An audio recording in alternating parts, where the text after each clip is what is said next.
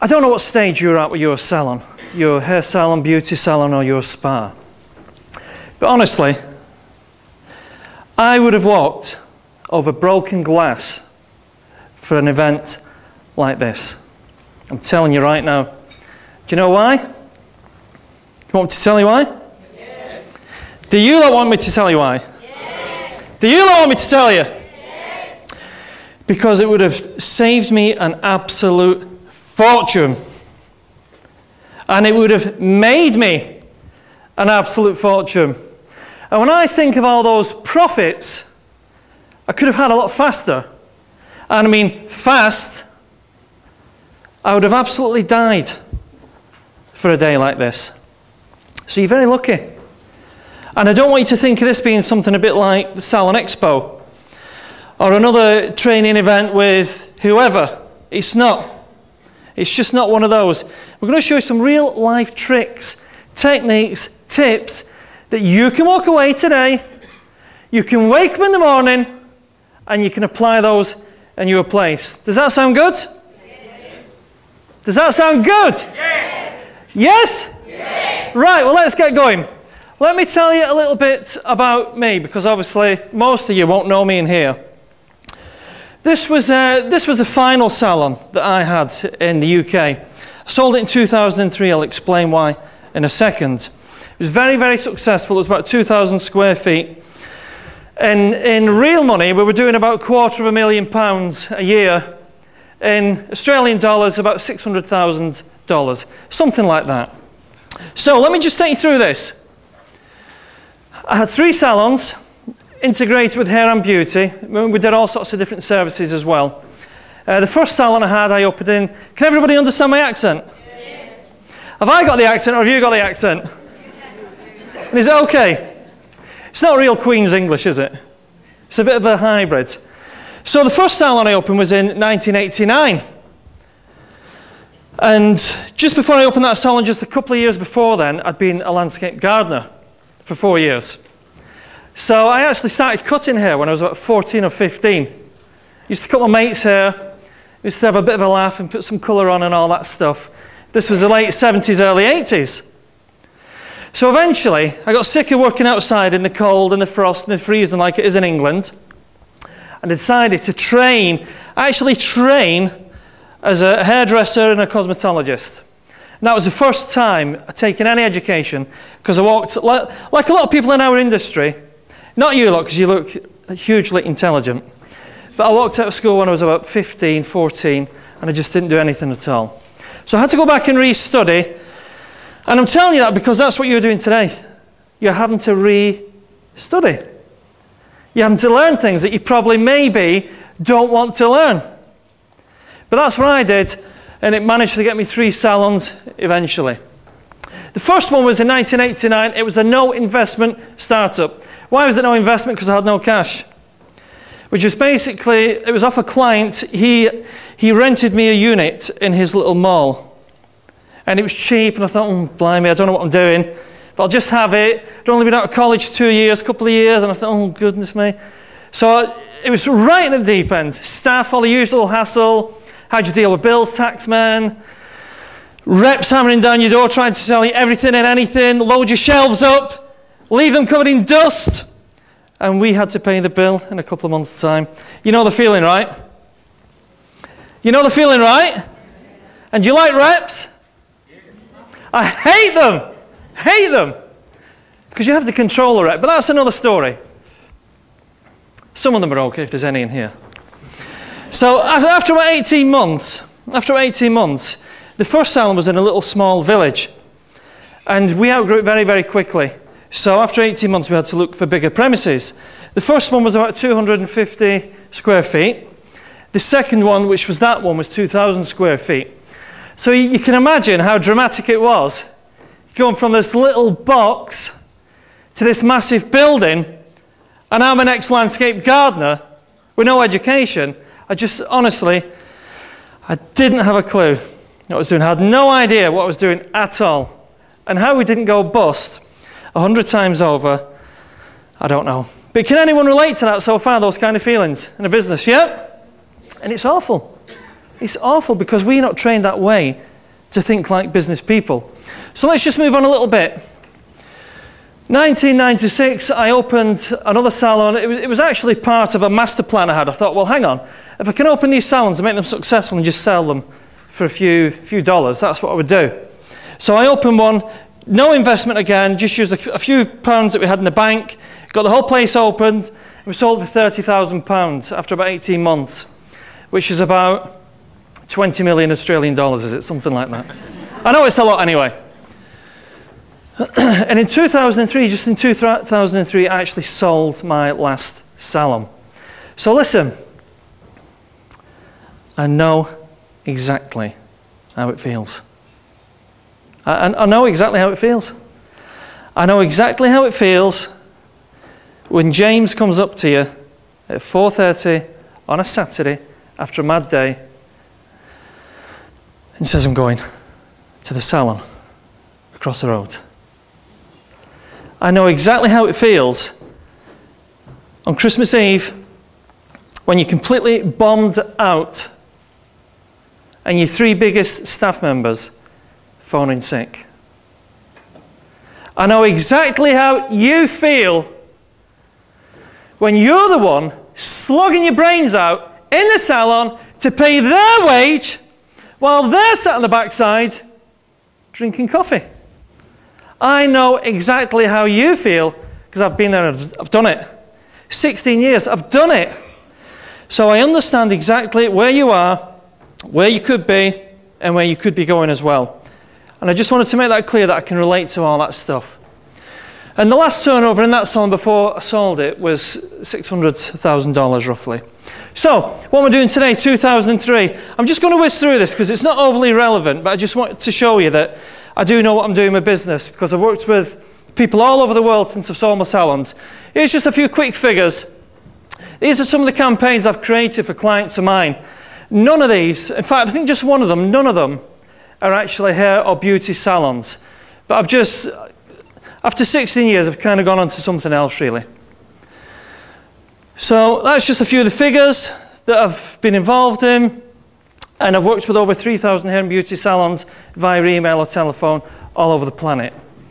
Okay. Look, my salon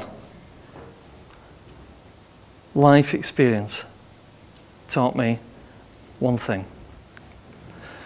You know what that one thing was? If I can get this to work. Do you remember when you were a kid? Do you remember that? And your mum or dad says, you do that, you'll have to pay the price. And you go, and your dad says to you, Alan, you do that, you will have to pay the price. I said, oh, Dad, leave it alone. And when your mother said to you, if you take one step further, if you do it, you're going to get in trouble.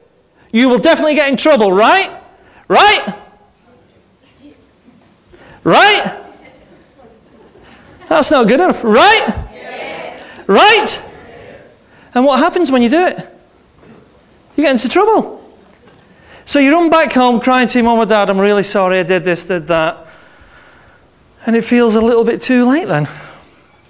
But you know, the salon business is like that. That is one thing my salon business taught me. That I could have learnt things a lot faster by simply listening to my mum or dad or other people who've been there and done that. And it's common sense, right? But for whatever reason, I don't really understand. Being human beings, we just don't seem to work that way, do we? We just seem to jump in, make the mistakes, and move on.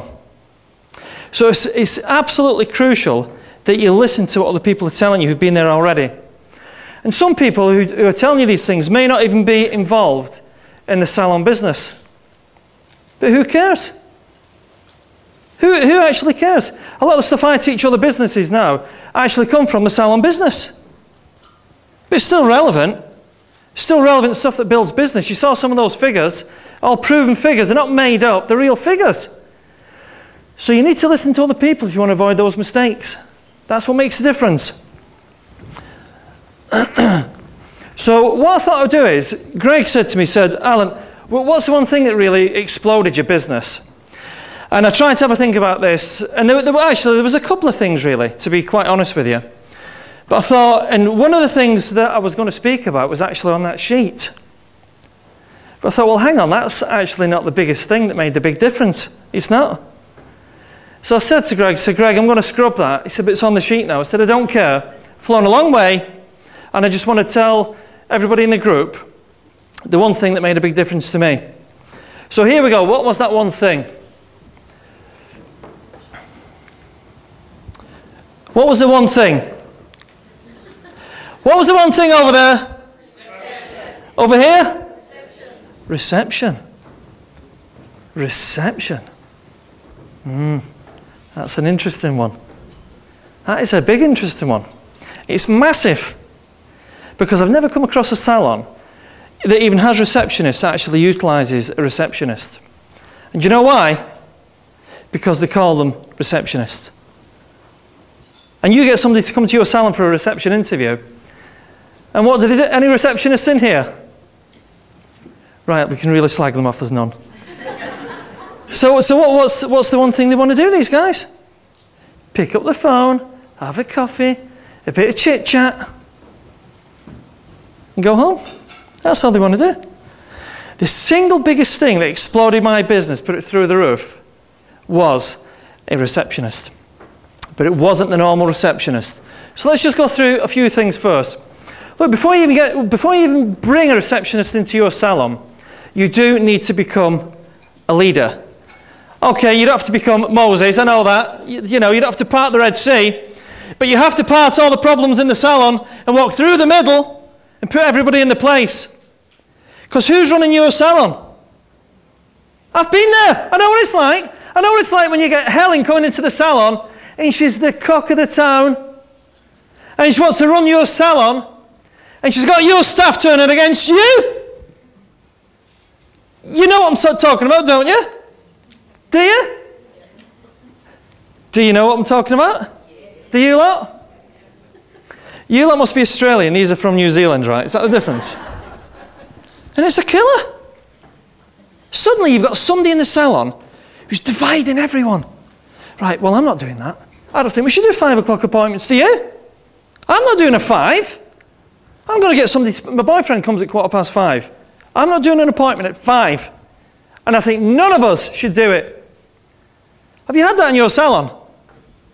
And have you had that in the salon at dinner break? And his break is 12 till 1. But it's just convenient that they're there till 1:30. How does that work? Not rocket science, is it? You have to become a leader in your business. If you're not a leader, I'm telling you now, you're completely stuffed, big time. Completely. Because if you don't take the lead, and we're not really business leaders in this industry because we've not been trained that way. If you don't take the lead, some idiot in your salon will come in, they'll take the lead, they'll direct them in a way you don't want to go. And you know what happens when they create a complete mess? You know what happens? They get a job over the road. And they do the same over there. Right? Been there, done it, got the t-shirt.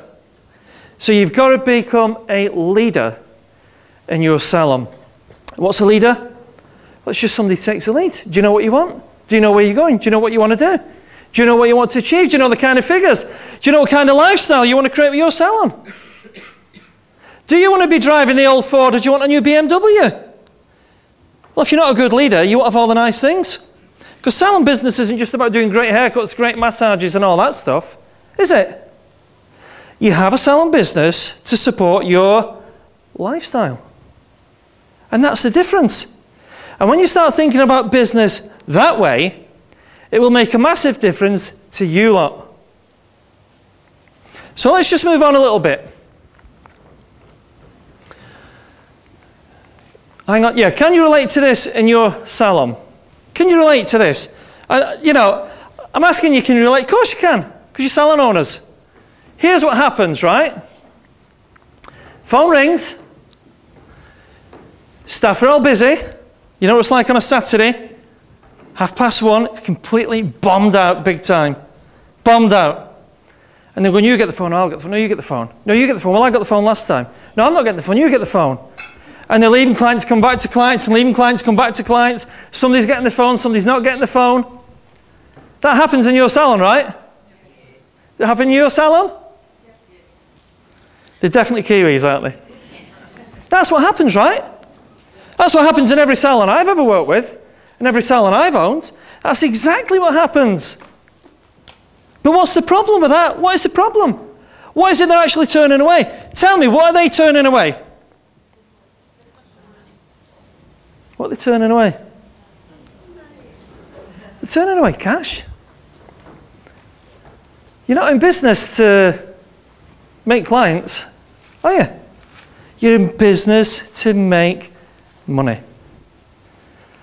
And some people think, well, that's a bit greedy. I want to be the greatest, this, that, and all the other. It's not a bit greedy. If you're not in business to make the cash, don't be in business. Go and work for somebody else. If you want to just do great hairdressing, great beauty, great massages, all that stuff, if that's what you want to do, you shouldn't be in business. But you have to be able to do the great stuff, of course. But they're turning money away.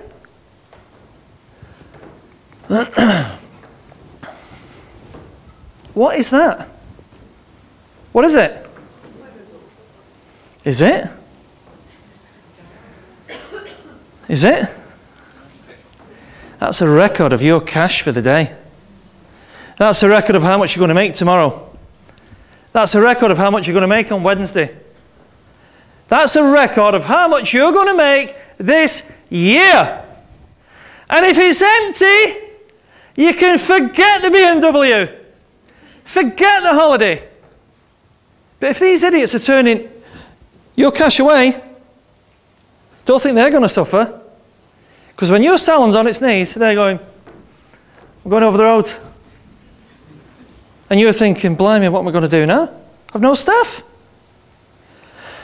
You need to begin to think a little bit different. And when I say I would have walked over broken glass for a day like this in the hair and beauty business, I would have done. I absolutely would have done. Because I think of all the trouble and heartache it would have prevented me in my own business. So this is what happens. This is what happens when your staff are doing all this stuff. You know the scenario, right? Look what happens here. These are the appointments that have been dumped by your staff. Phantom clients, no shows. Call them what you want. These are the ones. 9 a.m.'s gone, 11:30's gone, 1:30's gone, 1:45's empty because they want to leave at 5, 4:45. You've had that, right? You have that in your salon, right? Yeah? But it's not clients you're missing, is it? It's your bottom line. It's your bank balance. It's your new BMW. It's your holiday in the Maldives.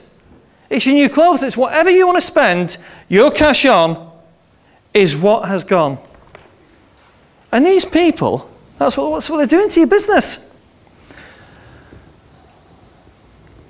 You know, if 3 staff are doing that every week, you potentially, these are actually based on real figures, you're potentially losing that every week. Now, some of these figures may be high for some of you, they may be low for some of you, because I don't know your salons. But that is potentially what you're losing. Get a calculator and do that over a year. Just get a calculator and do that over a year. You'll absolutely freak. And when you start to look at the sums like that and see what's really going on in your business, you know, and you just sit down and you take a minute, you think, well, what I'm going to do is I'm going to have a day or two off.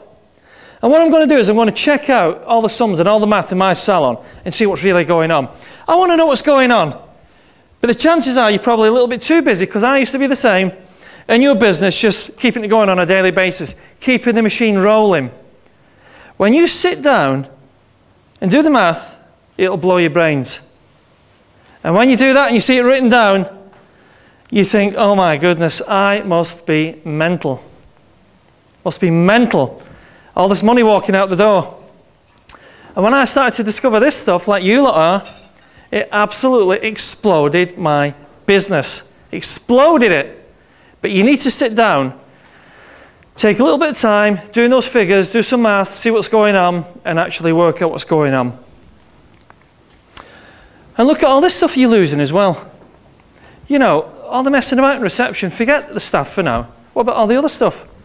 Retail sales, services, new clients. A new client comes in. Look, here's the deal, right? Here's what happens, right? This new client has been going up the road to Tony and Guy for the past 11 years. Now, she's a bit fed up because somebody's left. But she still kept going, but it wasn't quite the stylist that she wants. Or apply the same principle to a beauty salon. So it wasn't quite right. So she starts to think, well, hang on. I know my mate goes to that other salon. And her hair always looks nice. Her skin always looks fresh. She always seems nice and healthy and vibrant. In fact, she looks drop dead gorgeous. So maybe I'll try it there. So this new client's got all these feelings going through her body. She's thinking, is it going to be any good? You know, new clients like the freak a bit, don't they? And they come in a bag of nerves, and they see it worse than going to the dentist, don't they? So they're terrified of coming in. So they build up the courage on the day off. Right. They walk in and open the door, and they stand at the desk, and the salon's bombed out. Dead busy. She says, oh, this looks good. And she stands there for a couple of minutes, and the salon's bombed out. Dead busy. She stands there for a couple more minutes, and a couple more, and a couple more, and a couple more, and you know the story, don't you? Bye-bye.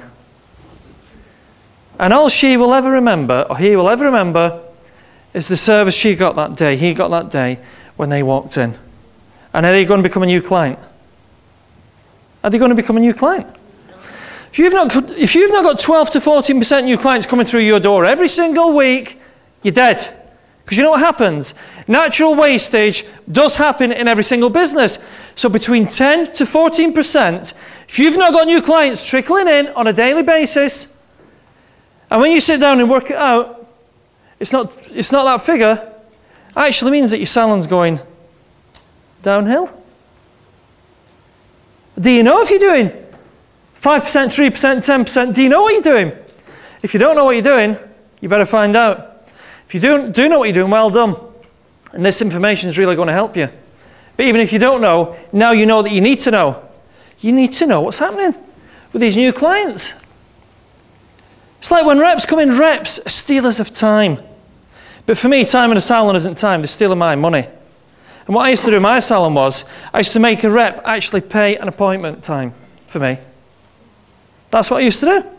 If a guy used to come in, we had the reception all set up nice, and he used to say, can I speak to Salon? We've got this great product. It's going to be really great in this salon. And they said, well, you have to book an appointment. So he'd book an appointment, although you know what they're like, they want to stay there and then, and bluff you through a load of whiz, don't they? And we used to actually make them pay for a haircut appointment. 50 quid at the time it was. The stealers of time. If you've got a good receptionist, they handle all that stuff. Because you know what happens when you're in your salon, and you go, right, right, okay, yeah. And he's going, it's going to be a great deal, and you're going to make 30%, 40%, I'm going to knock this off, I'm going to throw this in. And instead of buying 12 tubes, we're going to give you 24 tubes, that gives you 30% discount. 30% discount works out to this over the year, you're going to make a fortune! You're bomb! And you go, oh yeah, sign it's here. And all the stock comes. And what happens to all the stock? Oh, nuts. It's crazy. It is crazy. But when you've got somebody at the desk at the front, they handle all that stuff. Not your receptionist, this is your controller. This is a controller. This is a pilot of your ship. This is a guy who's flying your plane. You call them receptionists. Receptionists are duff. They're just hopeless. But you train somebody, you become a strong leader. You train somebody the right way, I'm telling you now, it'll make a massive difference to your business. Massive, massive difference. But you know, this is the one thing I always get thrown at me when I speak to salons. The problem is, Al, I can't really afford a receptionist. I mean, let's be honest, can you afford a receptionist? No, I couldn't afford a receptionist for 10 years. I thought I couldn't, because we never had one. 10 years we went through all that hassle and all that junk. I thought, well, how can I possibly? We've got all these guys working in here, we've got therapists upstairs messing about all day, we've got stylists downstairs messing about all day. How am I going to be able to afford somebody to stand at the desk all day like that looking good? And that's probably how you're thinking. Right? Right? Yes. Right? Yes. It costs money. I mean, let's be realistic. This stuff costs money. So what do? You want more profits, right? What's the average hourly rate in Australia? I don't know. What is it? Was it 16? $16 average rate per hour. Right. I want somebody to shout out how much they charge, say, for a haircut in their salon. How much you charge? How much? 70. How long does it take to do the haircut? How long does it take to do the haircut? Yeah. But hang on. It's cost me $16 to pay her an hour. But she's going to actually book in a haircut for $70. You see how it starts to make a difference? Because if you start filling those gaps in the book, she pays for herself. He pays for himself. You're not paying them. You're just not paying them. It's costing you nothing. And it's exploding your business at the same time. So it's not costing you anything. But Alan, I don't need a full-time receptionist. No, you don't. You don't need a full-time receptionist. You know what you need? A couple of really good part-timers. That's how you do it. You get a couple of good part-timers working on your peak times. Because there's always times when you don't need a receptionist. And they're just doing nothing. But if you do it the way that we're going to show you, they'll be busy every single day of the week and they'll explode your business. So what do you do to start with? You get them in on a Saturday when you're completely bombed out and they're handling everything at the front. So on the Saturday, just for the sake of argument, it's going to cost you $100 to pay the receptionist. Straight away, she's increased retail sales on Saturday by $600. Straight away, she's increased haircuts on a Saturday by $1,000 because she's filling the gaps. Straight away, you see what's happening? You see what's happening? Can you lot see what's happening? I'm not putting up with that. Can you lot see what's happening? Can you lot see what's happening? But the problem is we're not trained as business people, are we? Most of us are not. I'm not. I'm just a complete dumbo. We're not trained that way. But when you sit down, write it down, and see what's going on, hang on, but I can afford a receptionist. Of course you can. Just think about it logically. And if it means just getting somebody on a Saturday to start with, or on a Thursday night when you're completely bombed out to start with, or to do all your marketing systems on a Tuesday, just get them in there. Get them in there. And all that you have to say to them is, make sure you book in 3 appointments today. And I want you to put a red mark next to every one you book so that I know you're paying for your wage. Because if you're not, you're out. I'm telling you. You're the leader. Whose business is it? Is it yours or theirs? Yeah. You've got to make sure you tell them. You know, after all those years, it made me very hard with staff because you have to become that way. You can't be their best mate. Don't care what anybody says. When it comes to the crunch, they will drop you in a second. Because it's happened, right? I was telling Greg a story last night. Took on a young lad from school and he'd done 18 months at the training college. So he wasn't that good when he came to us. We developed him and he was a grade A haircutter. He was brilliant. And I loved this guy so much because he brought good business into the salon. I used to give him loans, interest-free loans. I lent him money to buy a car. I lent him money to go towards his house. Paid it back, by the way. I lent him all sorts of stuff. Sorted out all his finances. I mean, my finances are a mess and I'm sorting somebody else's out. But I did all this stuff for him. You know what I was doing? Treating him like a friend. Do you know what he did to me? And this has happened to you, I know it has. You know what he did? He turned up at my house about 5 o'clock on a Saturday because he was managing one of the other salons. What's happening? You know what's coming, right? Turned up and he's like that, completely grey. He's like, Al, I've got something I need to speak to you. I said, yeah, what is it, mate? What's going on? I have to leave today. And he's managing the other salon. I'm going, okay, what's the problem? And he said, the salon, which was 50 yards up the road, needed him to start on Tuesday. Has that happened to you? Is that a kick in the teeth or what? How many times can you count when it's happened to you? It's happened to me stacks. Not towards the end, because I was kicking their backside. I was kicking them out the shop if I wasn't happy. And it hurts. It's painful. It's really, really painful when that happens. But that's what's happening in your salon. You want more profits, right? Of course we do. Your receptionist is not a team player. She's not a team player. She's not part of the team. She's not. She's on the field, but she's a referee. They're the team players. And what does the referee do when it's all going horribly wrong? He puts it right. I want you to think of your receptionist like this. You've got your receptionist at the front of the business, and there is a screen between them and them. She doesn't deal with them. She doesn't take advice of them. She doesn't become part of the gang. You can't. Because I'm telling you right now, this is what happens. This is exactly what happens, and you know this. This is what happens. She says, Susie, do me a favour. We're going out on Saturday. Don't book me 4:30. Don't book me 4:30. Because John's coming at 5. And if Alan finds out, he'll murder me. All right? You've had that, right? But you know what happens there? If she doesn't have a 4:30 in, what time is she going to take her last colour?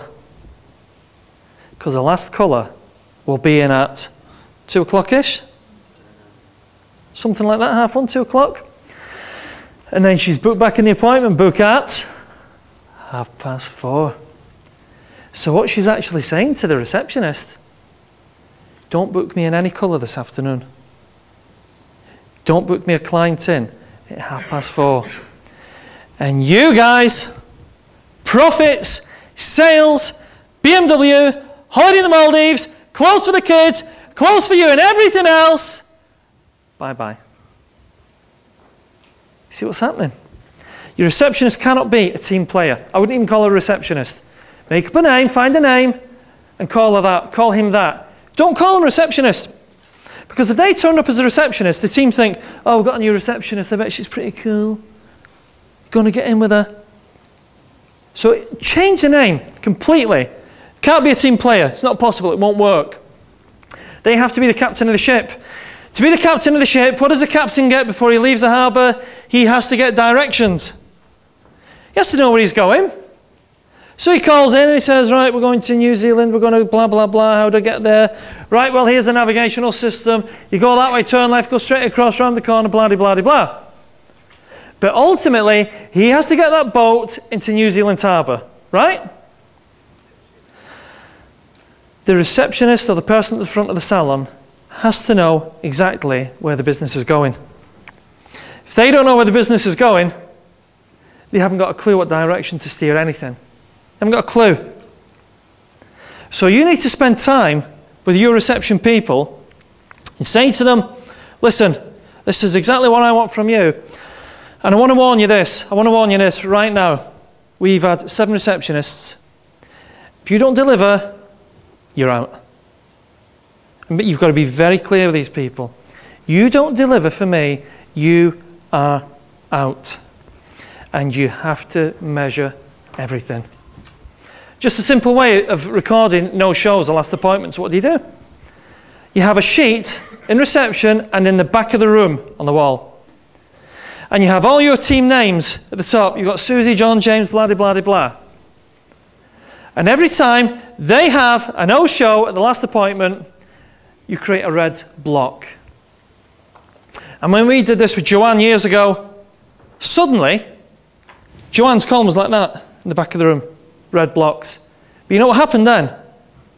Next month, it started going like that. It started going like that. And it was just literally one or two. If you don't measure it, you won't know. You need to know what's going on with these guys because they're going to rip you off big time. Are you following this so far? Are you following it so far?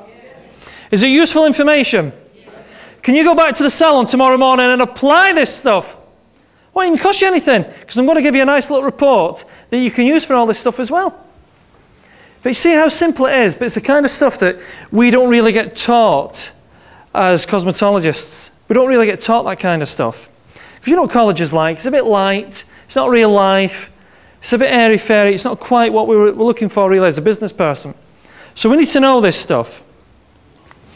They have to direct everything.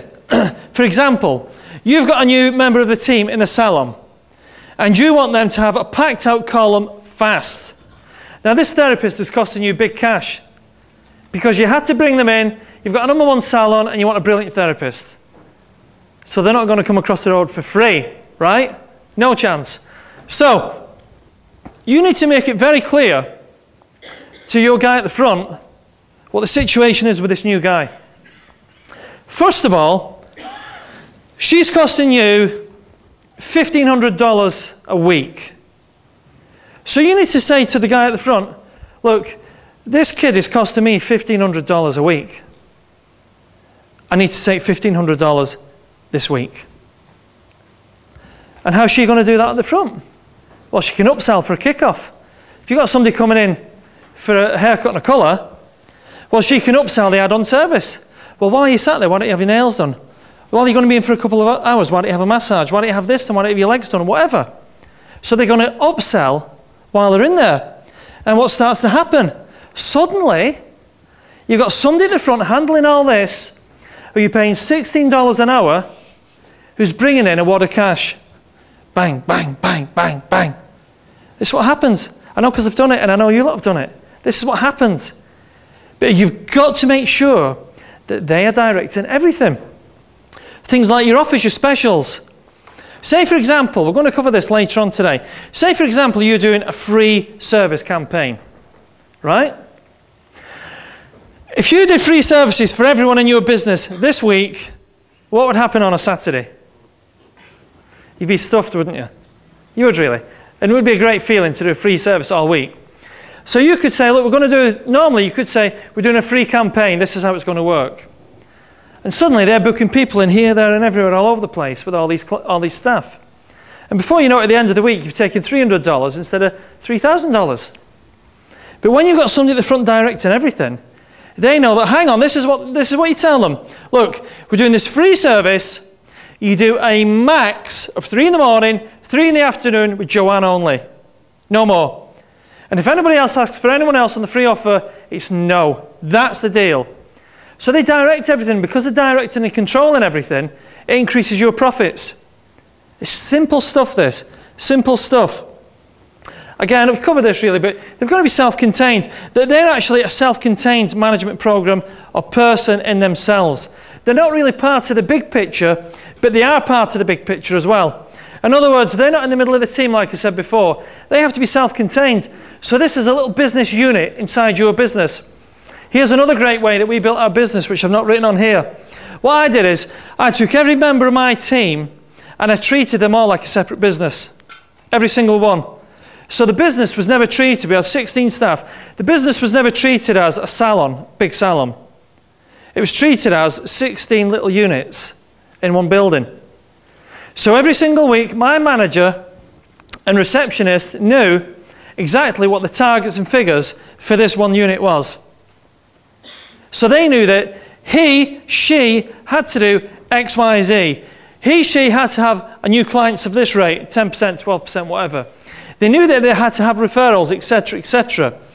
And I'll tell you what happens, right? When you break it down as little units, you suddenly see your business, your real business. But when you keep it as a big salon, you don't see it. It's just not possible. Because what happens is, stylists 1, 2, and 3, therapists 1, 2, and 3 are carrying stylists and therapists 3, 4, and 5. 4, 5, and 6, whatever. That's what happens. So you need to treat them as a separate unit to make sure they're paying the way, to make sure that you're getting your money's worth. Otherwise, you don't really know what's going on. But that's another thing anyway. Just break them down. These guys need to know the targets. They need to know how to build a column. But it's not actually a receptionist you need, is it? Is it? It's not a receptionist you need. It's a manager, a controller, somebody at the front. That's what I'm saying. Don't call them a receptionist. You need someone at the front who's controlling and in charge of everything. And it's important you spend the time with them every week. You've got to spend that time with them every week. Either you or your manager. The way I used to do it was I used to spend the time with the manager. Every Tuesday morning, we used to spend an hour or 2 hours. I used to manage the manager. She used to manage the whole team. She didn't do it. Her backside was kicked and she was at the salon. That's how it worked. I know it might sound a bit hard, but if you want a decent lifestyle, you have to do this, I'm afraid, these days. You really do. Or they're going to walk all over you. So you need to manage the manager or manage a receptionist. They need to know exactly what's going on so that you're going to hit your figures. Yeah, I mean, basically, when we got our first true receptionist, because we had two, and actually the best one we had was actually my niece in the end. And her job was basically to fill in the blanks and to upbuild services and do all the usual stuff. And she did. And we increased one particular salon by over 400%. And that was in a year, 400%. I mean, 400% in figures. If you're doing 100 grand now, what's 400% on 100 grand? What is it? 400? Who said? Yeah, it's mega bucks. 400%. You know, a rep will come into your salon and say, we can grow your salon by 10% this year. 10%. Which actually, when you're like I was, you think, well, yeah, that sounds good, 10%. That's going to give me a little bit more cash and I can do this, that, and the other. But when you know this stuff, and you've got someone at the front building your business, 400%. And then you can go to BMW and pay cash for your car. And that's nice. That's nice. Has anybody done that? Anybody done that? Been and bought a new car cash? Well done. Just listen. Just have a smell, listen. Just have a sniff. You smell the leather? Smell that. And when you open the BMW and you shut the door, it doesn't go bang, it goes pah. Pah. And that feels good, I can tell you. And your husband or your wife will love you. I'm telling you, feels nice. But if you keep playing salons with your salon, you won't do it. Got to do this stuff. Look, don't spend this horrible rainy Monday in this room and go away and do nothing. You know, I've flown a long way, really excited about doing this, come a long way to do this with Greg. And the information's great, it's just so valuable. I would have walked over broken glass to have this information when I started my first salon. Would you have done? Would you lot? Yes. Would you lot? Yes. And you lot? Yes. And you lot? Yes. And you lot? Yes. Oh, you're weak. You lot are weak. Right, this is the last chance. Would you lot? Yes. Right. Don't be embarrassed, right? Would you lot? Yes. Would you lot? Yes. Nice. Of course you would. If you can increase your business by 400%, hang on, smell the leather. It's great. So, let's have a look. This is just one little trick that you can do, but you need to know the figures. So your clients are coming into the salon and it's 10.2. That's the average. So in other words, a client, look, everybody knows that they need a regrowth doing, or their legs are getting hairy or whatever. They know that, don't they? I mean, you can see it, you look in the mirror, you see it. So they know it's time to have it done.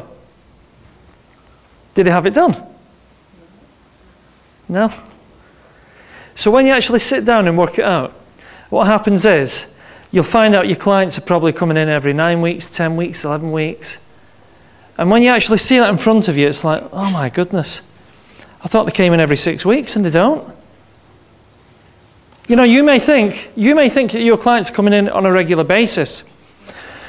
But when you take an overall average, you'll find that the gap is pretty significant to damage your business. And when we started doing all this stuff donkeys years ago, we found out it was 10.2. So you think your client's coming in every 5 or 6 weeks, and in actual fact, it was a big gap. So what we had to do is we had to get it to that. So, just look at the difference on the spend. So if she's coming in every 10 point, well, actually I'll put 10.4 and it should be 10.2. She's spending roughly, these are just guesstimates, these are not real figures. They're spending, say, $500. To be honest, I find it hard to, when I say £1,000 and it's like £20 million in Australian dollars, it's very hard for me to think about and translate it properly. But, so the figures are not exactly accurate, but just look at the difference. So you can take them from $500 on average a year and suddenly increase it by $300. $300 per average client. Now, does $300 sound a lot over a year? Does it? No. No, it doesn't sound like a massive amount, does it? But when you spread it through your business on an average, it can be 150 grand. Hang on! Smell the leather. That's a lot of money, isn't it? That's a lot of cash. And you can increase it by way more than that, easily, when you've got somebody at the front directing the ship in the right direction. Easy! Do you like it easy or do you like it difficult? It's a no-brainer! Don't say to me I couldn't do it, Alan. I can't hire a receptionist, I've got no money. Of course you've got money. $16 an hour. 16. I said 16. $16 an hour. I mean, come on. Don't ever tell me that you can't afford to have someone at the front of the business. And you'll get some kid who's just going to be absolutely amazing at the front of your business. You'll get someone who's had a couple of kids and they want to work a couple of hours a day and they will be amazing at the front of your business. These kids want to prove themselves. Yes, I'm up for it. You get somebody who's completely bored out of the brains at home, bringing up kids for years. Challenge, I'm going to do it. It's going to be brilliant. You tell them exactly what you want. It's easy stuff, this. It's easy, easy stuff. Honestly, from today, you have to stop thinking like a cosmetologist. Stop thinking like a hairdresser. Stop thinking like a therapist. If you have got a key to a door and you're paying a lease and rent and electric and staff and tax and stock, you are now in business. Business. Smell the leather? Because it's business people who win this game. I'm telling you now. You become buddies with all your staff. It doesn't work. I've done it. Have you done that? You've done that, right? And you've had that feeling every single day for every day of the week when the last appointment's not booked in and you think, that's weird, right? And you know they're booked in for 12 for the dinner and they should come back in the salon at 1 and at 1:30 they're still sat on the back side on your account. Drives me mental, all that stuff. This is easy stuff. It's easy, easy stuff. But you have to start thinking like a business person, business person. The day I realized that, it literally transformed our business overnight. You start thinking about business. You start thinking about targets. You start thinking about client numbers. You start thinking about percentages. You start thinking about retail sales. You think, hang on. We serviced 150 clients last week. How many clients were new? And you do the math and you understand, wow, 3% were new. But I remember Alan told us we need about 14% to grow the business. So at 3%, the business is dying because of natural wastage. People are moving, dying, they're not happy, whatever. They're just not happy, whatever's going on. When you sit down and start to work that stuff out, it's pretty cool because you see a big difference in your business. And when you understand that the worst position to put your retail is behind the desk or halfway down the salon, and you should have it all stacked up and labelled nicely, every single price in place. So the client doesn't, well, do you think a client wants to ask the reception, how much is that? No, they don't. You've been in a shop, right? And you think, well, all right, that's a nice jacket, but you don't really want to ask anyone how much it is. Do you buy the jacket? No. And when you've got somebody at the front of the shop and you're a business person and you know that, hang on, every price has to be on display, everything has to be in place, all the bottles have to be like this, certain way. Suddenly, what's going on with your retail? It's rising, it's rising, it's rising, it's rising. And you've got somebody at the front actively saying to the client, Alan told me to tell you this, that's what you used on your hair today, do you want to take some with you? That's rocket science. Because the client will never say, can I have that stuff that Alan used on my hair? Very rarely. Some will, very rarely. Very rarely. But when you've got somebody actively pushing the sale, smell the leather. You see what difference it can make? You know how difficult it is to get clients to rebook. You know what people are like. If they rebook, they don't turn up. If some turn up and some don't turn up and some will book, some won't book. It's a good idea on the day. Oh, sorry, Alan, I couldn't make it on that day. The kids were sick, whatever. But when you've got somebody directing the ship who's giving the client an incentive to make sure that they're going to be there, they're going to be there, your profits start to rise and rise and rise and rise, and it feels good. It feels good. And all those little red columns in the back with Joanne every single month. We've got this kid servicing 35 clients a week. And half of them are all these red blocks in the back, the book in the back. And when you know it's happening, and when you measure it's happening, and when she sees it's happening, not only do you freak, but she sees, hang on, my job's on the line here. You're going to have to pick me up at 5:30. Don't come at 5:15, because I'm going to get the sack. It's not rocket science, is it, this stuff? It's the most valuable thing that we ever implemented in our salons, someone on reception. Made a massive difference, and it will do to you. You know, the problem is in our industry, we're trained, aren't we, that everything that we have is in our hands. And to some extent, it is. Because, you know, a client will say to you, well, I didn't like this guy cut my hair because, you know, you can feel they're a bit light-handed. And he was doing my hair and he just didn't quite have the touch and the feel and all this stuff.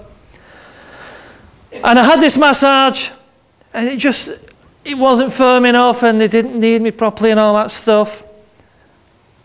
So we are trained that everything we have for our business is actually in here. It's in here. But the truth is it isn't. It isn't in there.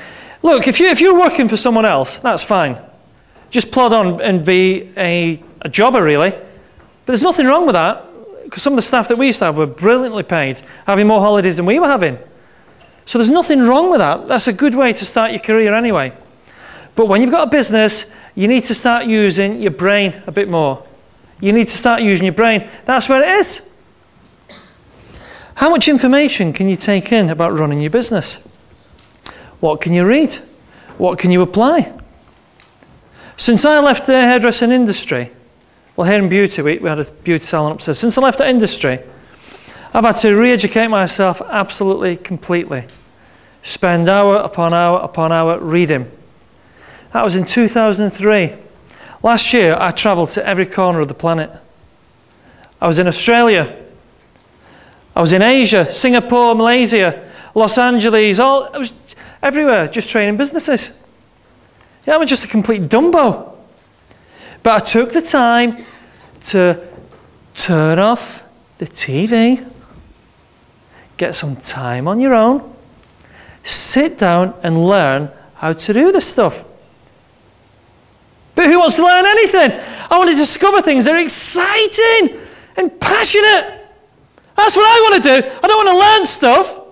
I want to discover it and think, whoa! It's going to transform my life. And you want to discover stuff, don't you? Who wants to go to the college to learn some stuff about business? Or who wants to go on an exciting discovery to find out new things? They're going to transform your life. They're going to increase your business 400%. You're going to be able to get the new car.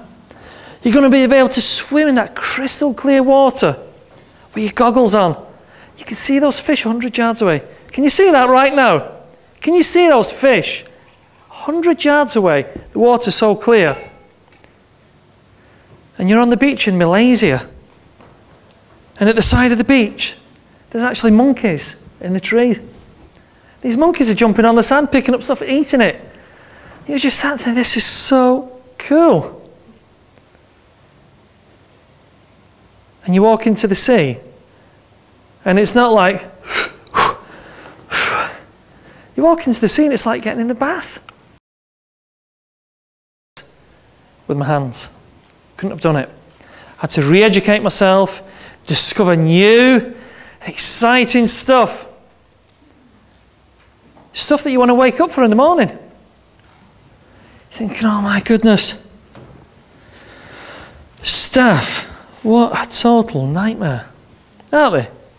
They're just a pain in the backside, aren't they, staff? And it's not that they want to be that way. It's just not that they want to be that way. It's just staff are staff. Simple as that. Some of these kids are just brilliant, aren't they? You could hug them and love them to death. They're just great kids. But it is hard looking after that all the time, every single day, babysitting, being a nanny, phoning in sick. Got a headache, got a migraine. You find out one of them was on drugs. You just take someone on, she's been there 4 weeks, she's pregnant. You can't get rid of her.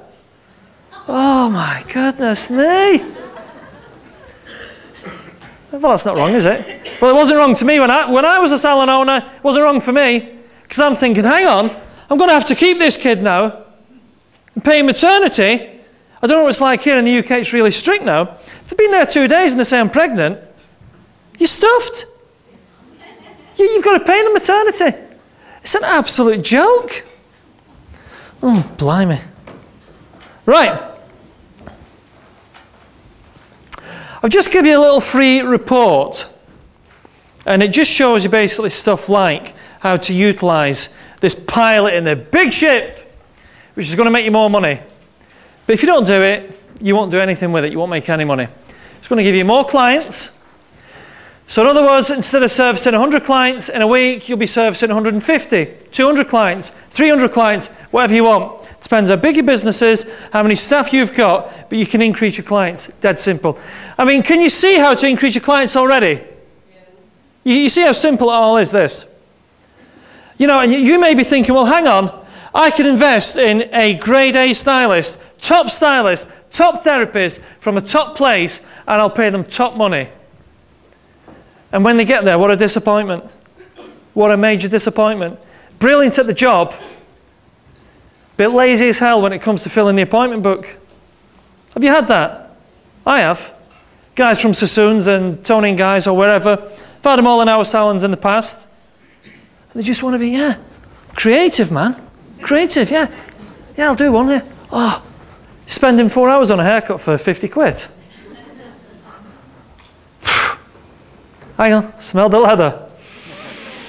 We're getting there, aren't we? So more cash, more profits.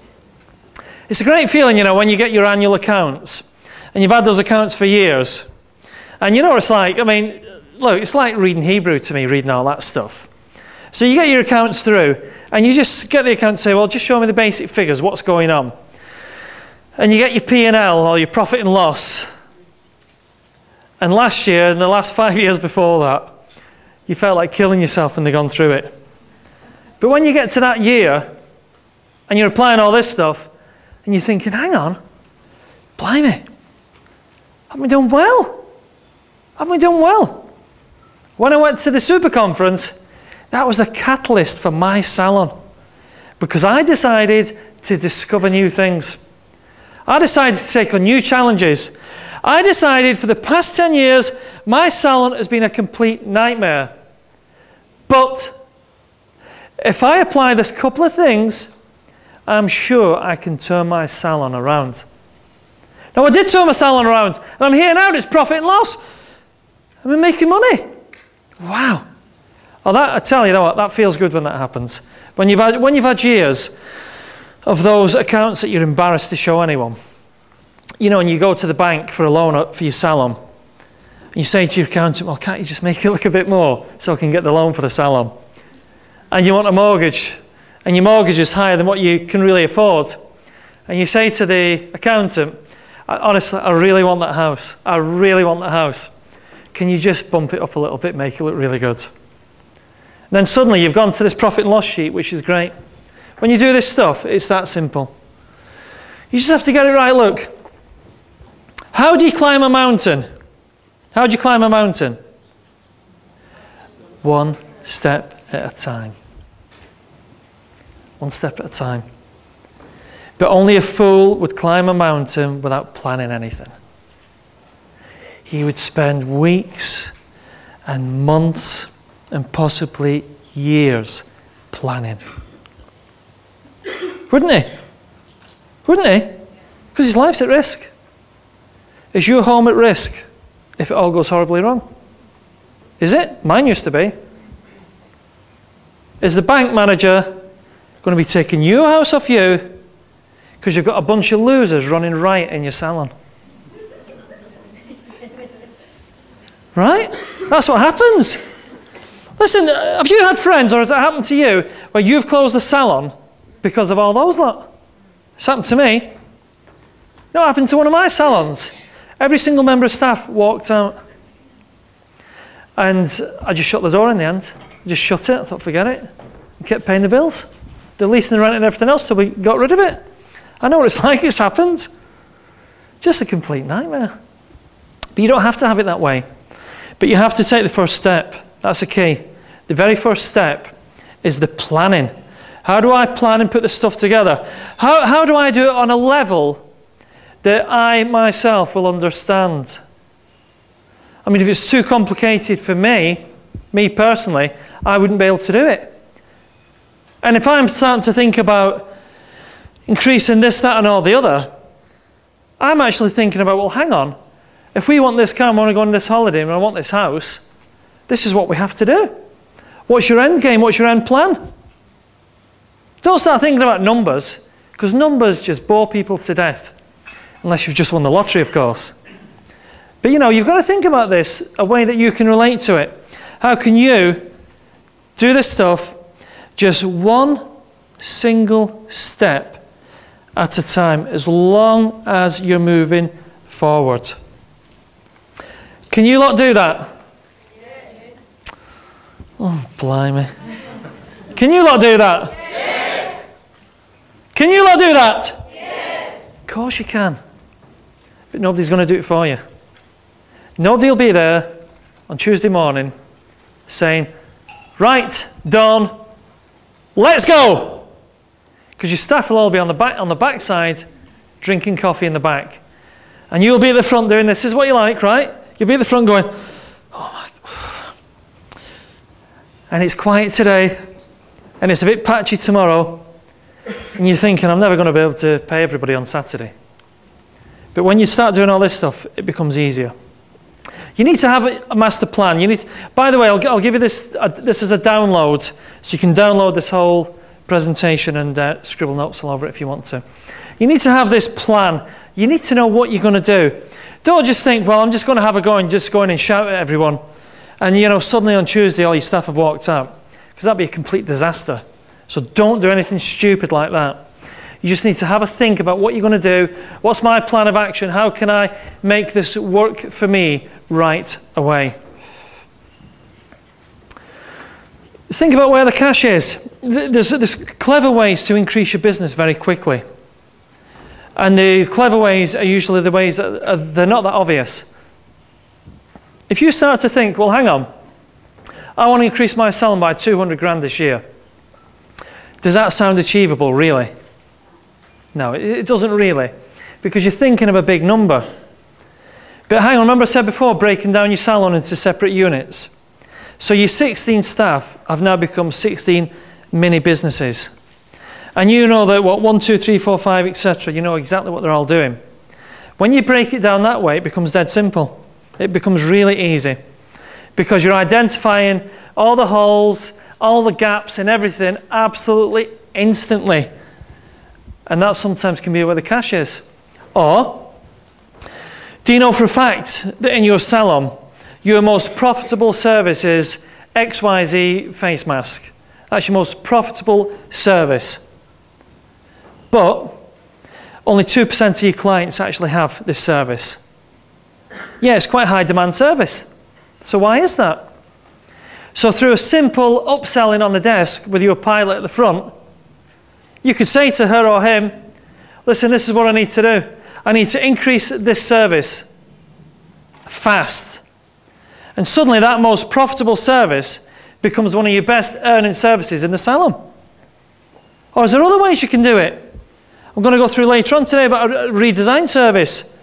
Or it's just something new and something fresh in the salon that's going to generate cash for you very, very quickly. Listen, I'm telling you right now, there's a million ways you can increase, literally explode your salon takings this week. I can't think of any salon business I've never worked with where I can't say to them, yeah, we can increase it 30% this week. Easy. Absolutely easy. And it's just a case of plugging holes, that's all it is. So where the cash is, what they should say, how they should act. In this little report, there's at least 39 and more little tips in there that you can go through, tick off, use them if you want. And, you know, if you have a problem, get in touch with me. Promise yourself you'll do this. Find out exactly what it is you want.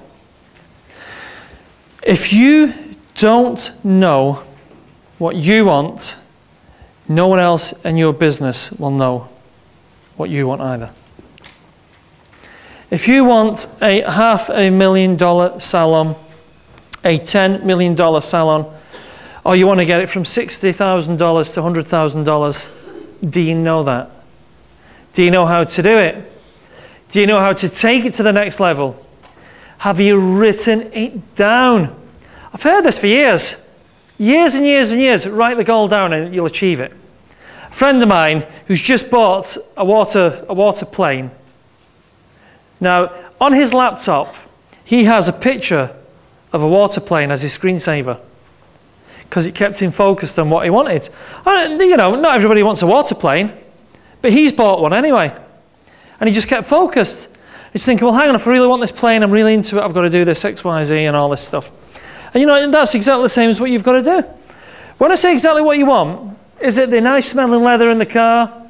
Or does that not interest you? You just want to have more time off?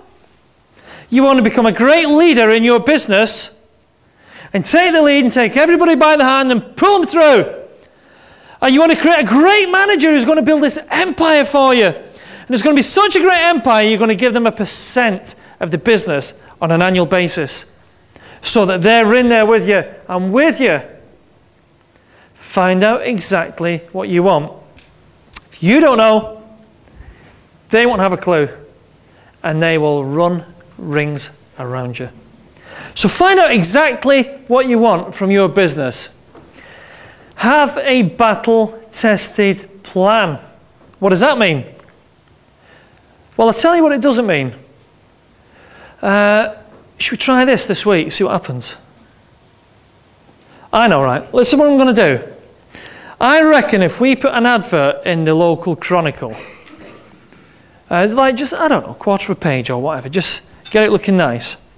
It'll, it's going to bomb us out with business. Easy. Bomb us out, pack us out completely.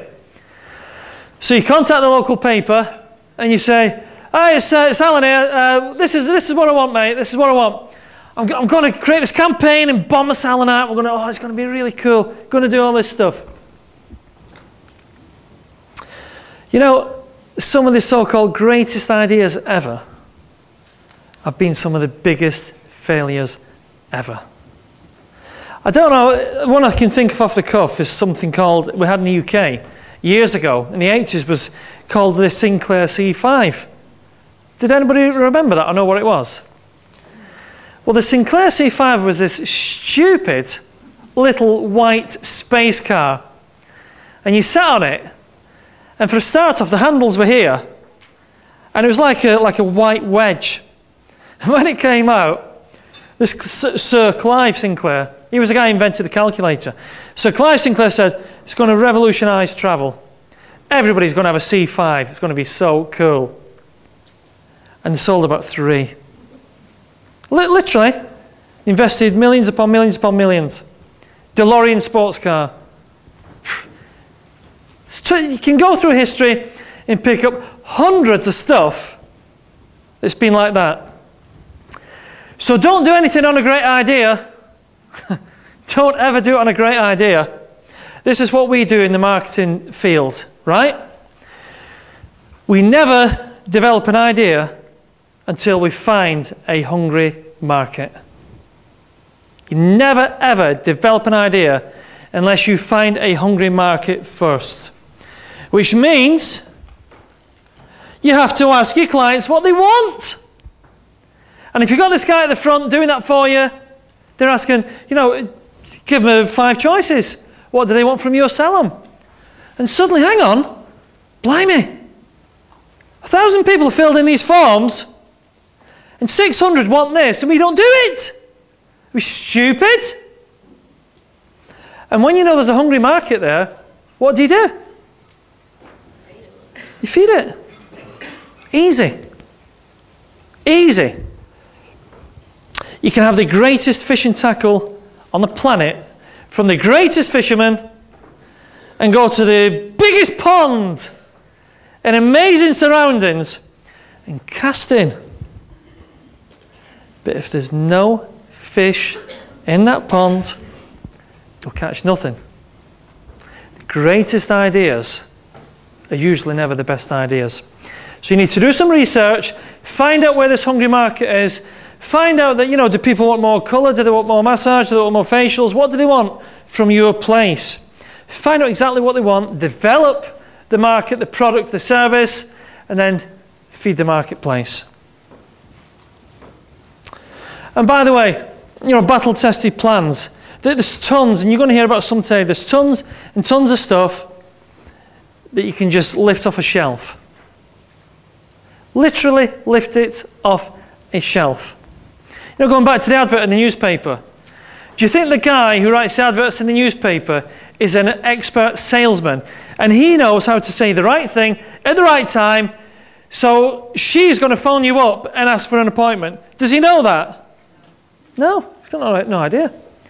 The guy is usually just a bit of a designer who throws the ad together.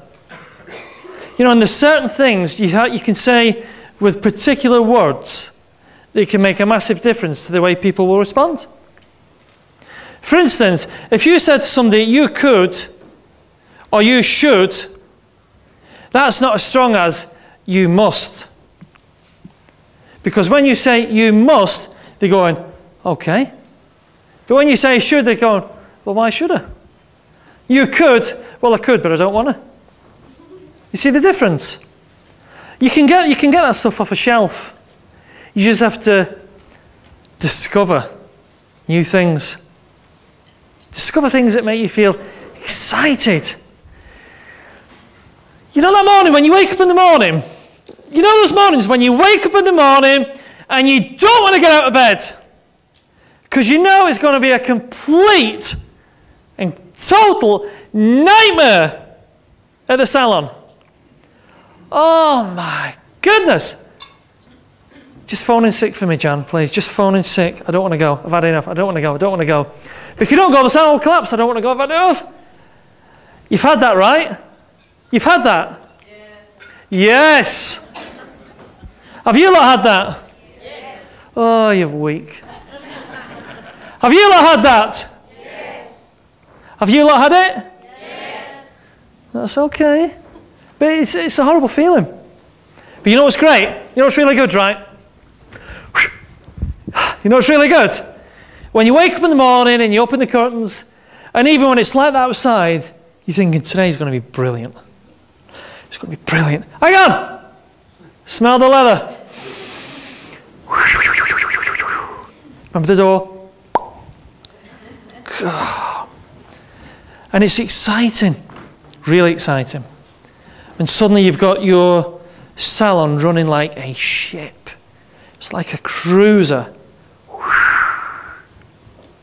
You've got the captain at the top. That's you. You've got the pilot behind the wheel. That's your guy at the front. You've got the team at the back making it work. You've got to be the leader. You've got to be the leader. When Moses spoke to Israel, 5 million people were there listening. Listening. What do you think? When Moses said to the Israelites, listen guys, here's the deal. Here's the deal. The Egyptians have been treating us like slaves for 400 years now. 400 years. I want you all to follow me and we're going to walk out of this place. What do you think the Egyptians thought? No, you're not. No, you're not. This is my workforce. No, you're not. And then the 10 plagues and all that stuff. There must have been something about Moses that made that 5 million people follow him, wasn't there? There must have been something about Alexander the Great. There must have been.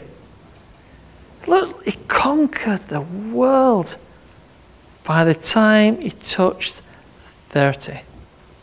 30. And you know Alexander the Great was always at the front of the battle. He didn't sit at the back. He wasn't at the back pushing them forward. Go on, lads, go on. It wasn't like George Bush saying, go on, just go. Tell me what happens. No, this guy was at the front, getting bits chopped off and everything else. And he would rally the troops and, come on, let's do it. Let's take these people out. Because he was a great leader. And what was interesting about Adolf Hitler, now he was a horror. He was an absolute horror, right? Was he? Yes. Why did a whole nation follow that man? Because he read the situation, and because of the Treaty of Versailles, what was happening to the German nation? They were being eaten alive because of World War I. Everything they made had to go out here, had to go out there. The German people were starving to death. Didn't have clothes, didn't have food, didn't have jobs, didn't have houses, didn't have cars, didn't have anything. Doesn't justify what took place, no. But when a guy comes along and says, you'll have your own car, you'll have your own house, you'll have your own clothes, you'll have jobs, you'll have this, you'll have that, I'm going to give you everything and stuff them lot, the nation went, okay. And it was horrible what happened. But he was still a man who could make people follow him. Can you read your business? What does your business actually need? Can you read your business? Can you read it? Moses knew that the Israelites were slaves and being killed off building these pyramids and everything else. Alexander the Great wanted to conquer the world because he believed he came down from heaven. And he had the divine right to conquer the world.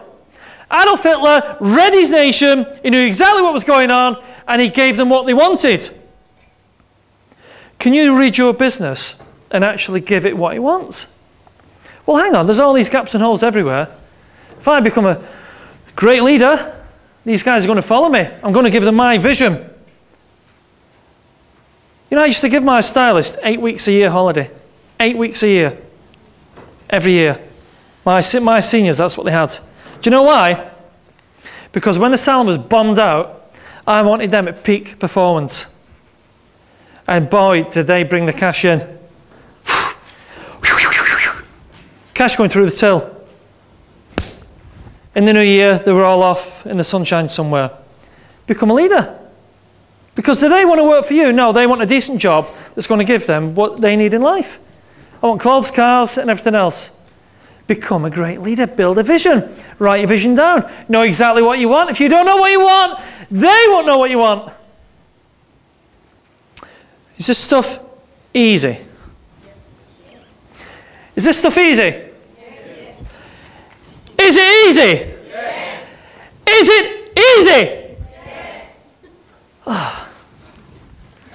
Of course it's easy. It's not rocket science stuff. And when Helen comes in and she says, up the revolution, you take her by the hand and kick her up the backside and throw her out the door. You throw her out the door. You just throw her out the door. Because when she's ruined your business and your house has been repossessed, she'll be in the salon over the road saying, I knew that'd happen. Telling you. Been there, done that, got the t-shirt. Have you been there? Have you seen that? Have you seen that in this industry? Yes. When you have a big, strong vision and you're a great leader, you're going to be like a rock planted in the ground. You know when you see a mountain? Do you know there's usually 50 more miles of the mountain underneath? Did you know that? 50 more miles. Not 50 feet. 50 miles of the mountain isn't exposed. You only see a bit. How weird is that? But can you move a mountain? No. It's unmovable, and that's what you need to be like. You need to be like a rock. You've got your vision, you know what you want, and you are totally unmovable. You might be thinking, well, oh, can't faith move mountains? I've heard that. Doesn't faith move mountains? It's interesting, the word mountain in that particular paragraph means small hill. That's what it means. It means large hill. Can anybody walk over a large hill? Yeah. But can anybody walk over a mountain? Not really. Can you push a mountain out the way? No way. So you have to become a big, unmovable rock in your business. And this is a hard bit. This is the hard bit. It's really hard, this. You know, you've seen those guys, haven't you, running the marathon? Oh, and how do they look at the end? Grey, pale, weak, flagging. They've done that, was it 25.1 mile or 26 miles or whatever it is? And you know, they're getting to the end and it's like, oh my goodness. So it's a little bit like flying from the UK to this place. And that last couple of miles, you just want to die. Right? You're just thinking, why on earth did I say to Greg Milner, I'll fly out? Why on earth? But the only thing that kept me going was really, well, I've got to be there. And I'm pretty focused. And I want it to happen. You've got to keep focused with your business. Know what you want. Know what your plan is. Be unmovable. And keep on going. Stay super focused. And you'll get there. Don't let these people who really couldn't care less. Remember what happened with Darren after 7 years? Remember? Saturday afternoon, knock on the door. Bye-bye. I have to go because the guys have only known 10 minutes over the road. Despite you've paid all that stuff for me, they want me to start on Tuesday. So what? We still created a monster business because I kept focused, and you can keep focused. You can keep focused, can't you? Of course you can. You write this stuff down and track it. You know, my own experience has been this, right, in life. This is what's happened in my salon business, in my life, and everything else. When my mum said to me, Alan, you do that, you're making a big mistake. I said, hang on, Mum, I know what I'm doing, I'm really smart, I know what I'm doing. And she said, Alan, you do that, you're making a big mistake.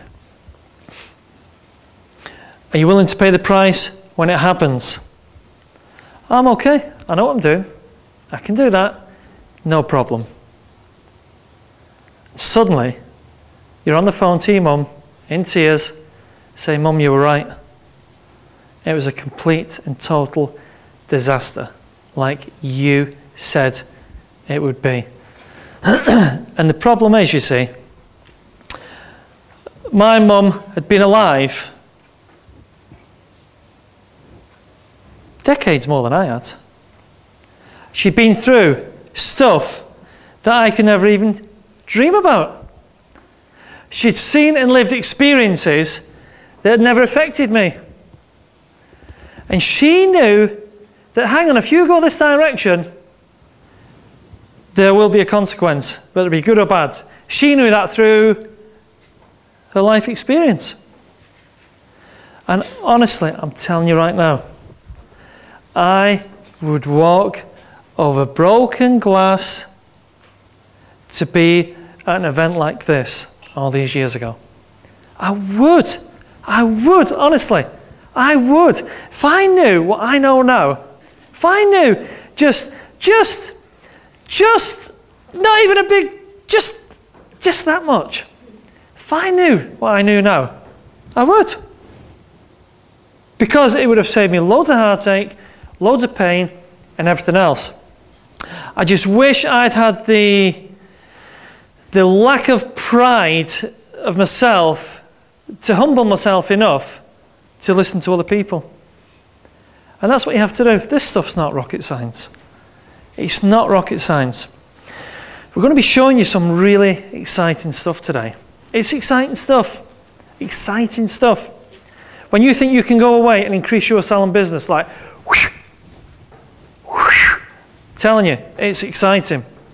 And when you start to see a difference in your life with that stuff that's come from people who have done it, people who have used it, people who have been there, people who are reaping those rewards right now.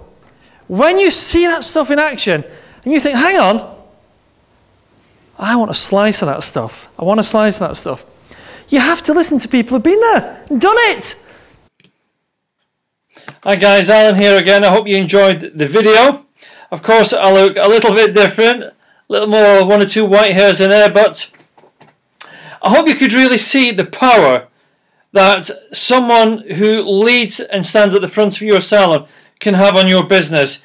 It can stop everything from all those missing appointments, missing clients, get the rebookings and everything else. It's extremely powerful stuff. And quite honestly, even if you never come back to Salon Punk again, you never order anything from us ever in your life, you apply everything from that free video, it will transform your business. But of course, the one thing I did want to show you before I go is our now almost famous Salon Extreme 21 manual, which has in total over 400 pages. Now, the reason I want to show you the manual is, of course, it's an investment of £195, which bizarrely some salon owners who don't really take their business serious will say, oh my god, it's far too much. But let's face it, if you can get just a handful of clients from this particular manual, it's going to transform your business. And of course, it's going to repay the investment. Now, let me tell you a couple of things of this. One guy used one advert from this manual. He turned over 74,000 UK pounds from one single campaign. That advert is in that manual. One salon that reclaimed missing clients by 91%. So even if you had just 100 clients that were missing and you brought back 91, and that 91 all spent £100 or $100, that is a ton of cash for your salon. A 91% return rate. Another salon owner had a 65% return rate on missing clients. New clients going from 0 to 35%. One salon, which was my own salon, We used to be able to capture new clients at 70% using the things that you will find in this manual. If you want to increase colours, if you want to increase retail, if you want to find out how to hire and keep your stylists forever. I used to keep my stylists for on average for 8 years in the end. But when I first opened my salon, I used to say for 18 months, and of course, then they were gone. Exactly how I did that is in this manual. Now, we called it Salon Extreme 21 because it's extreme, but it's easy. It's extreme, but it's easy to apply. It's extreme, but it's things that you as a busy salon owner can do to help you come off the salon floor, start to manage your business, and of course, start to make some decent money. Why should your stylist be better paid than you? Why should you have to suffer when your stylist leaves and goes working over the road? It doesn't make any sense when you are the one that has your house on the line. So, Salon Extreme 21 covers everything you need to know to take your salon business to this level from here. Everything, the results, so it has adverts, has marketing, has everything about online, how to use Skype, how to use Facebook for marketing, how to use all these other new social media stuff, how to use flyers. A lot of salons don't use flyers these days. How to do multiple different ways of building your business and building it fast. Finally, I used this in one salon that was almost bankrupt, completely transformed the salon. Within 4 weeks, we had a 53.4% growth within the business. Within a year, there was almost 120%.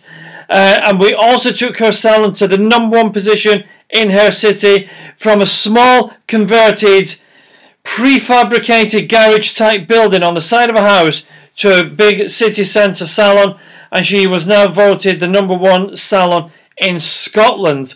So I know this stuff works. It worked for me and my salons for almost 20 years. It's worked for the hundreds of salon owners I work with throughout the whole of the world.